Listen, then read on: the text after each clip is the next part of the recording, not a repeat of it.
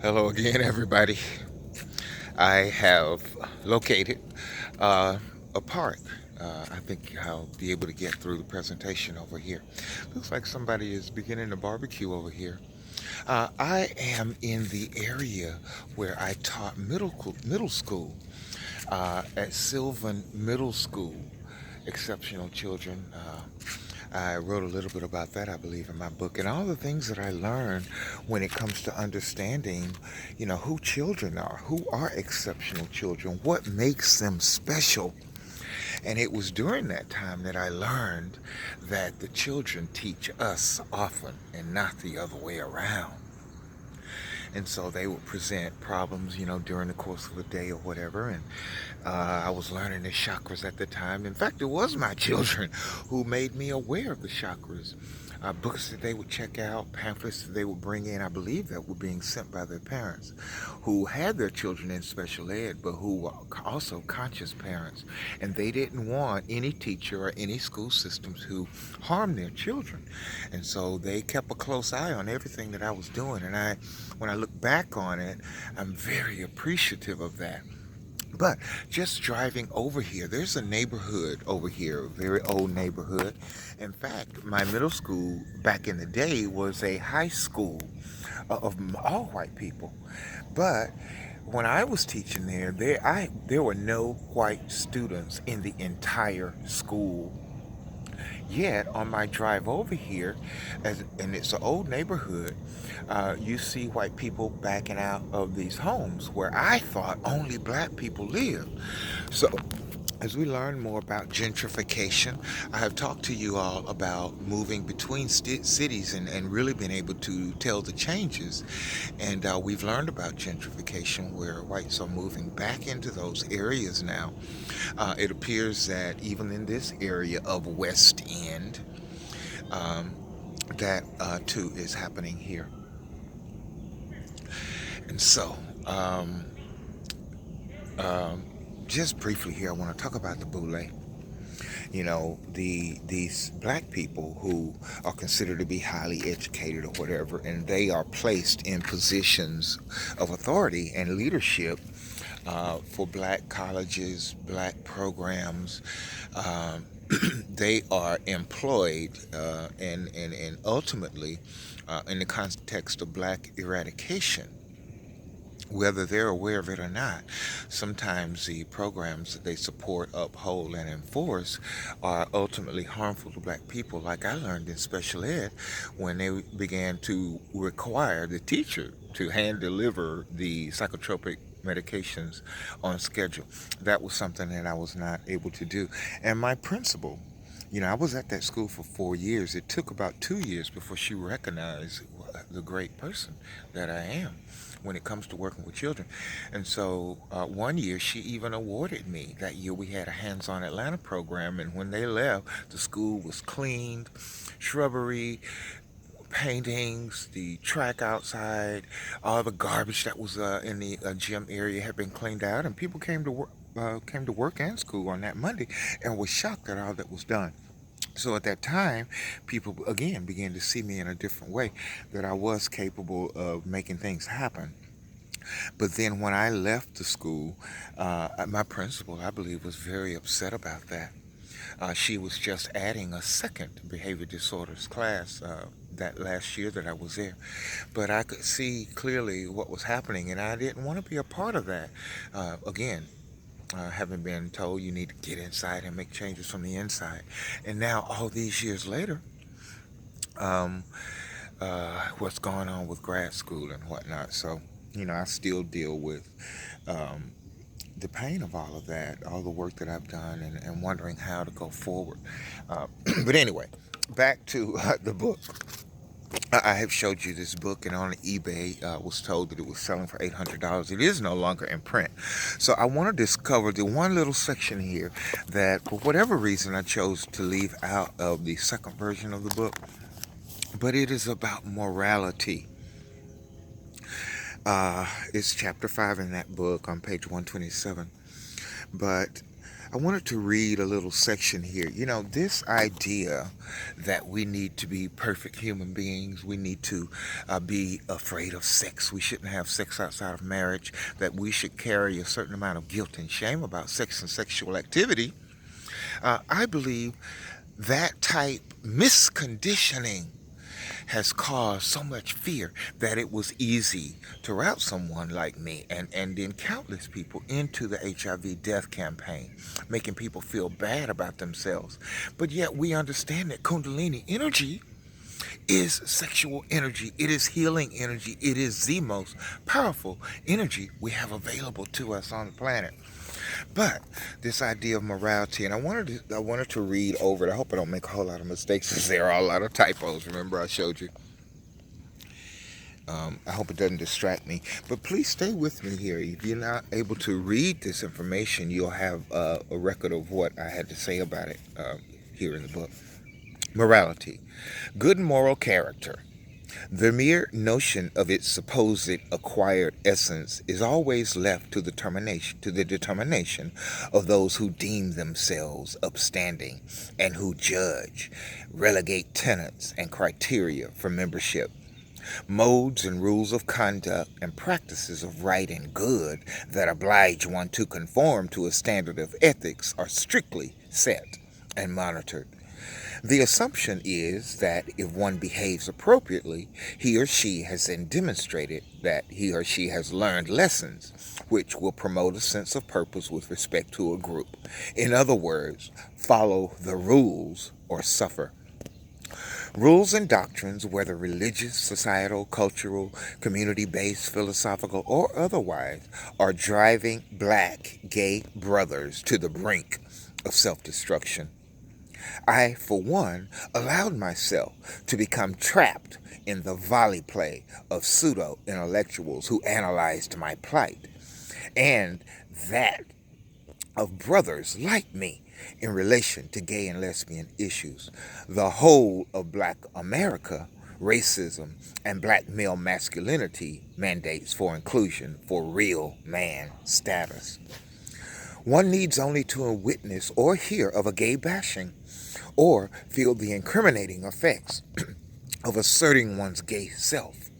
Job loss and employment hindrances and restrictions, disenfranchisement, and familial love loss are generally at the forefront of one's mind when he decides to lock his closeted door from the inside. Don't do it. Fight the good fight for your right. Stand tall and be self empowered. Accept your divine right to be. Know in your heart that the universe will support love and love of others.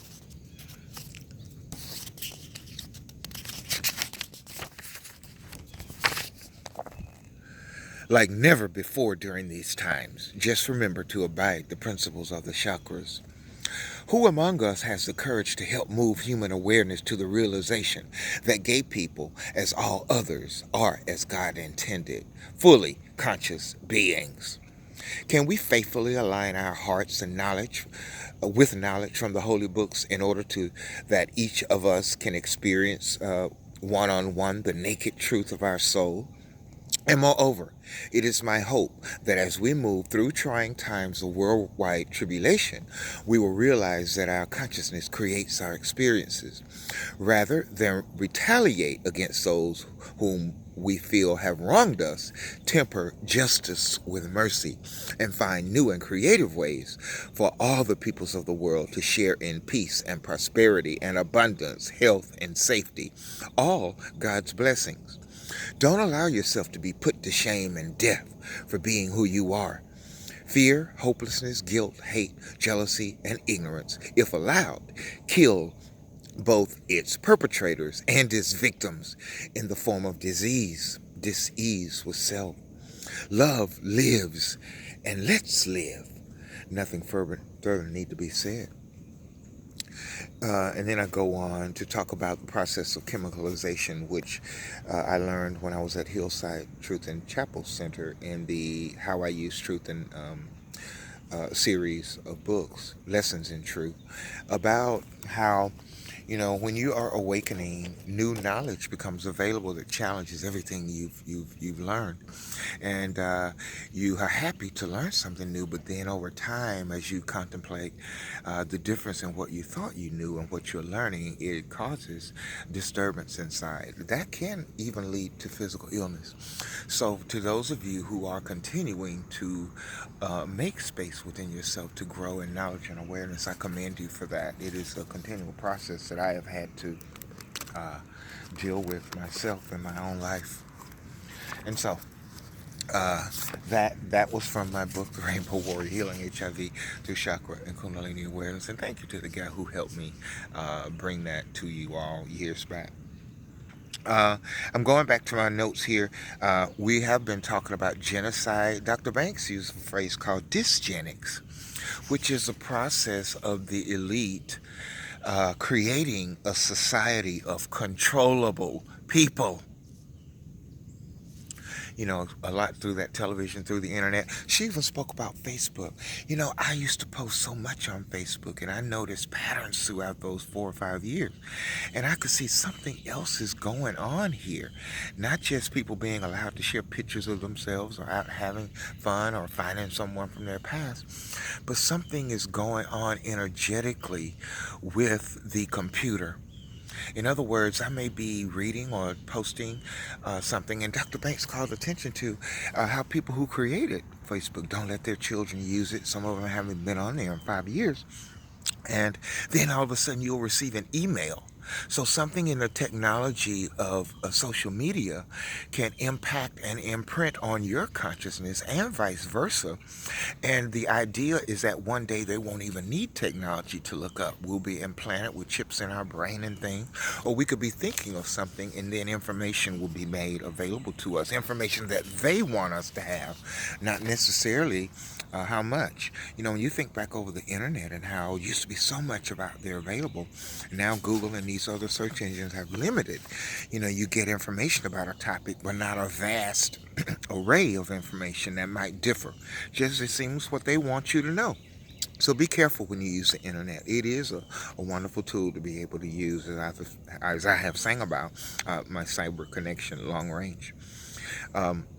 And then I also introduced the other day about people who frequently ask for my friendship from other parts of the world, mainly in Ghana, and how that even developed into what I thought was a relationship, but I still to this day don't know whether I was being scammed. So perhaps, having visited over there and being instructed and seeing Jesus on every corner and seeing, how I had hoped to go over there and learn about shamanism and tribal healing and all that kind of thing. But, what I learned, even in the village, was all about Jesus, the children singing the songs, his grandmother, and it just, all of that. It's so sad to see the entire culture of a people, not just in Ghana, but all over the world, all over Africa, and all the things we're learning about that. So, genocide is happening there. And again, at one time to the tune of 75,000 people per month. We know that involves biowarfare and some other things that we may not be aware of. But we have to care about our people in order to make change. We have to take action exposing it. But anyway, one thing she said, what I thought was great, she said, real science never ignores the truth. It can't do that and consider itself to be a science. It's pseudoscience at that point. And she talked about social engineering. And I wanted to say a little bit more about racism here and my issue and my root chakra with this spiritual entity. As I learned more throughout the years, I became increasingly angry at white people, even though many black people participate in it, as HIV testing and all that, unbeknownst to them. But I began to consider the theology of hate and anger. And then my cosmic mama being Nebthet, the darker nature of the Tibetan pantheon, and Shiva, and all those entities that break us down to build us up divine. And then allowing the energy of anger. And I wonder if this problem in my root chakra is because the principle of the root chakra is all is one. I was never a racist type person. I learned the possibilities and capabilities that people have. But since studying Bobby Hemmett, I have become increasingly angry, and now I've got this issue in the root chakra. He had an issue with having a stroke. I don't know if that was an energetic attack or if we are creating our own illnesses, moving out of the principle of that chakra by becoming more separatist in my thinking, by looking down on others who don't think like I do, or who may be responsible for all the horrible things that are happening to us. And now I've got an issue in that area. So that again is something that I'm dealing with in this spiritual entity attack, or whether it's a parasite. He also, in the understanding of cloning, says, think about you buy a 10-piece chicken wing dinner. How many chickens went into creating that? And he has said that all the animals, cows, chickens, fish, have been cloned. And so we are eating foods that have been dead for a long time. They look like what they're supposed to look like. And we dress it up with sauces and seasonings and whatnot. But then, you can tell when the fundamental taste of a potato or broccoli or even chicken or meat has changed. And then how is that impacting our body? How is that impacting our DNA? And we know it can't be good.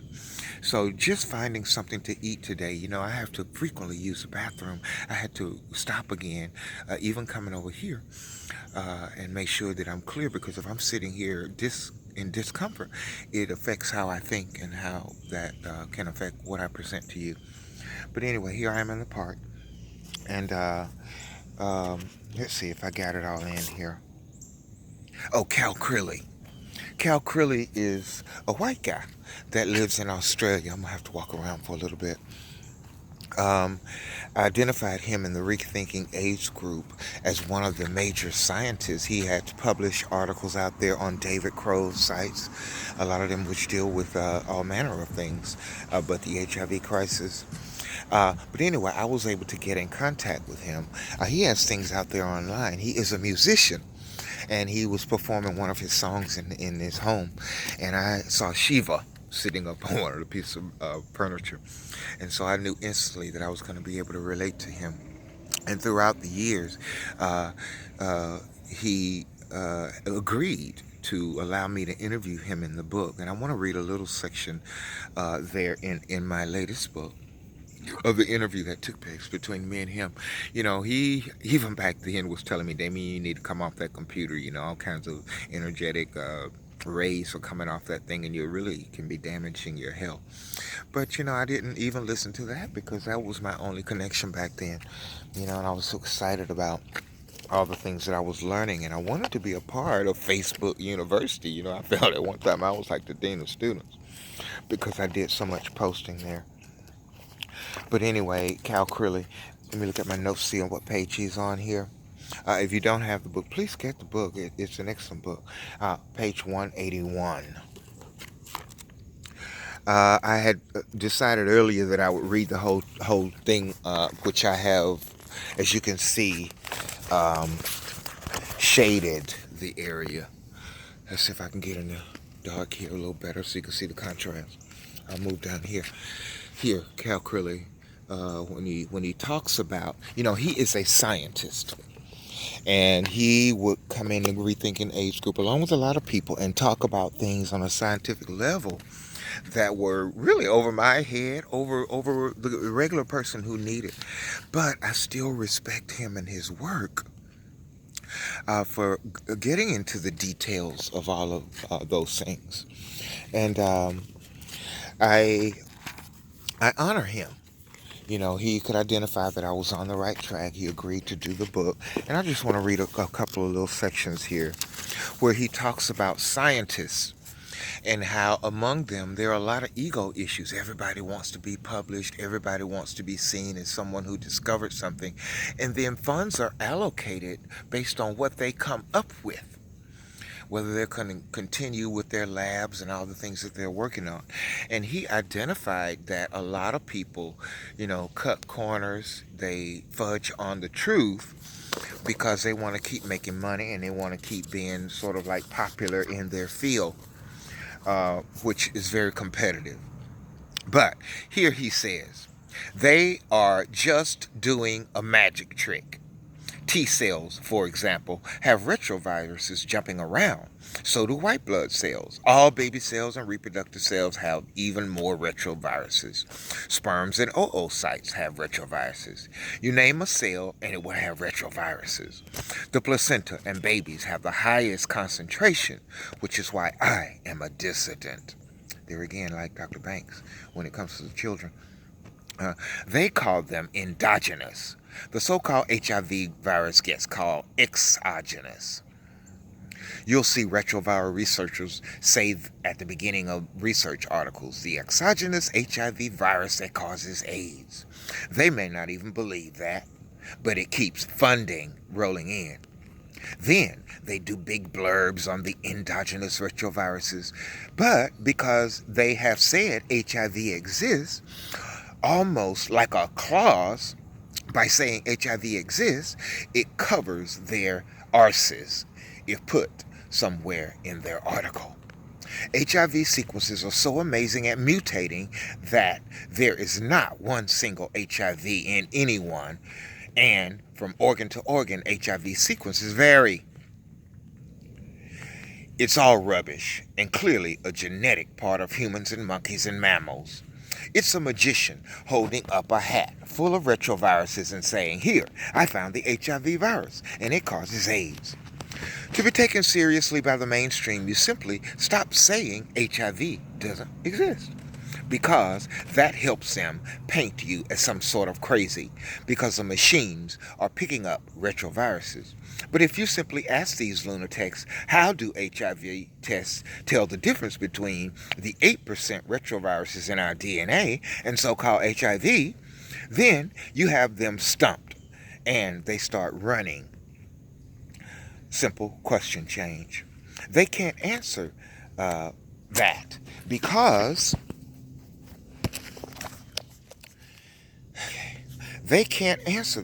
HIV antibody tests do not actually pick up an HIV antibody. And the PCR viral load detects the same retroviral particles that appear in cancer, leukemia, arthritis, lupus, psoriasis, MS, Crohn's, and pregnancy. Anyway, sick T cells are jumping with retroviruses in anyone who is sick. They claim that they are infected. To claim that they are infected is insane. And he goes on. But I'm going to stop here and skip through to where he responded to my question to him about melanin therapy. In response to my melanin theory hunch, which asserted that more melanated peoples of color are under attack by Genocide and Eugenics campaign through HIV antibody testing procedures that looks for signs and potential spiritual unfoldment and evolvement, which, when it identifies those markers in the DNA, targets those people for destruction through fear propaganda and prescribing highly toxic drugs that block the synthesis of DNA, Mr. Crilly said, quote, even without a melanin theory, I say this is in all sincerity, and people think I'm joking, but I'm not. I actually think these people are quite thick. Plus, they are supreme wankers. And they will bully their way to the top to get a grab of the top dog scientist thing. Once you step into the virus world, and believe it, and have the gear, people give you importance for finding bits of viruses that have been in since we were sludge, and truly believe they made up HIV because they believe pygmies eating monkeys passed it through the Congo to people who went to Haiti, where gays on sex tours contracted AIDS. If you look at the beginning of this, that is exactly what they are trying to prove. So really, you're dealing with redneck racists given a degree or two and some labs who go ballistic. If you test African people over and over and over again, then it's like bingo. That's why people who test over and over again are often negative at times. Bingo, because of the test. And then he laughs and he says, I would like to use a nicer word for wankers, but it's the main one that fits. You don't see them testing white people all the time. There are genes, I believe, that make Africans cross react, but it reflects certain genes that occur in Africans and whites with arthritis and lupus. It's really more like bingo. Gays, for instance, are said to be HIV positive more because they test them more. Plus, the main reason for an epidemic in places like South Africa are because they continually test women, and the maternity centers and pregnancy is when our retroviruses become most active. It's back to the magic hat analogy. They test African moms over and over and place their placentas are full of they test African moms over and over, and their placentas are already full of retroviruses anyway. They really believe the pygmy theory and monkey out of Africa stuff too. Sad world of scientists. They see what they want to see. They are racists who believe they'll find HIV in Africans, so they look, find a few bits and look, a few bits that look like HIV, and say here is a retrovirus from the hat full of retroviruses. Keep things short on your mind. You will get into overdrive. They are just racists in lab coats with degrees and some fancy sounding machines. Now, here again, it takes courage for him to call out his own people like that. But, in this idea of the root chakra and all is one, you know, I'm just going to have to leave it up to the Divine Mother to continue to guide me, and hopefully she will come around and heal me. And I so look forward to that, so I don't make a decision to end my own life thinking that I just can't take the pain anymore. One last thing, Bobby Hemmett. I only have, looks like 3 minutes left to go. Um, uh, and all the things that are going on that are impacting people like me and people that I love who are no longer here. I wanted to share a thought that I had. I used to play a lot of tennis. I was really good, and I had a friend who was working at the Atlanta Journal-Constitution, and he wrote an article that landed him on CNN and catapulted his career into a whole new level. It was called The Soul Patrol. And this is the idea that when you don't behave a certain kind of way, some blacks will then say that, you're whitewash, you're an Uncle Tom, you're this or you're that. And so if you buy into that, you get a chance to lose a lot of information that might be helpful in what it is that you are doing. So his article was called Soul Patrol, about black people who basically write tickets to people that they think are, not black enough and that kind of thing. Well, there's no question about it that I love myself and I love all of my people. We are the original people on this planet, the creators, progenitors of culture and civilization. So there shouldn't be any question about that. But I am not going to start hating anyone who hasn't demonstrated that they hate me. Am I going to be pro-black? Yes, I am. I can't help but be that. But I'm not going to put myself in a position to cause my own energetic body to become out of balance and create ill health for myself. So I want to encourage you all to meditate on that and make a decision about that for yourself. Thank you so much for joining me today here in Perkerson Park. I used to bring the children over here. I don't think I was supposed to be able to do that without permission and all that kind of thing. But those children need activity and exercise. And I had to get them to a place where they could run freely and all those types of things. Okay? I am Dr. Damien Q. Laster, a.k.a. Kabir Amin Ra'ampur Sarset Harakti, the conscious doctor, rainbow warrior, metaphysical science, busting up bogus HIV worldwide, healing the sacral chakra. Me and Mama Nebthet. I love her so much. Have a good day. Doom